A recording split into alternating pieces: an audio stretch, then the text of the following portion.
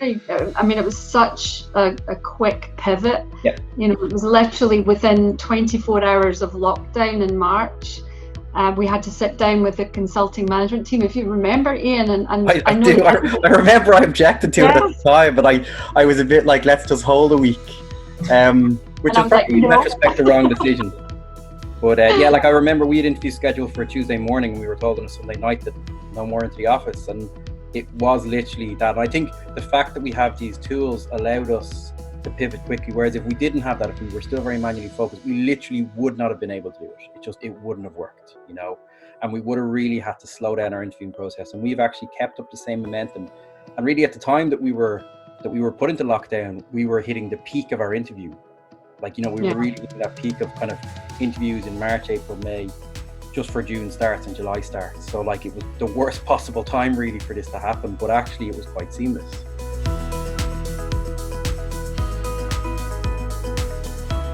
It's that big question around ROI, is it a return on investment? Certainly the way, I know the way that senior stakeholders look at it, from an exec level, it's like, if you equate it to the cost of a headcount, 1 or 2 headcount, that's a big return on investment, because you're putting more people more efficiently through the process, and it's standardized. It's more of a, we want that consumer grade experience. So some of those things are a bit more intangible, but certainly candidate feedback, we're always seeking candidate feedback in surveys, and the feedback had become significantly more positive post, implementation of Codility, and that was almost immediate. I think our drop-off rate of candidates between recruiter screen and code test was 1 in 3 at the time. This has gone back a few years when it initially was implemented, and it went to 1 in 4.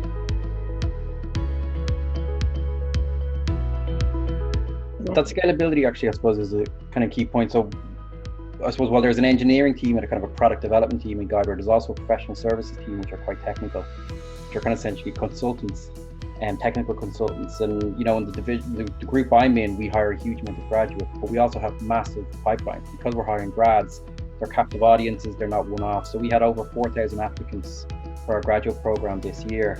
So I suppose what Codility offers us is just an opportunity to scale at a level just we could not do manually. So we had 768 tests, 775 tests, something like that, sent out.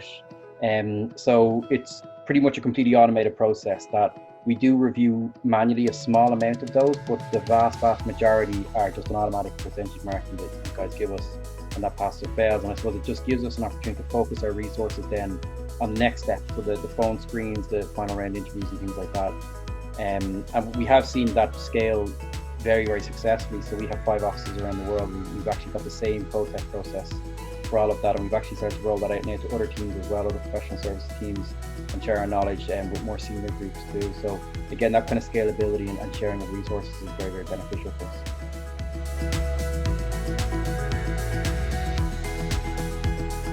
Like, we literally could not do what we do. We couldn't hire to the same level, to the same scale in our offices for graduates without Codility.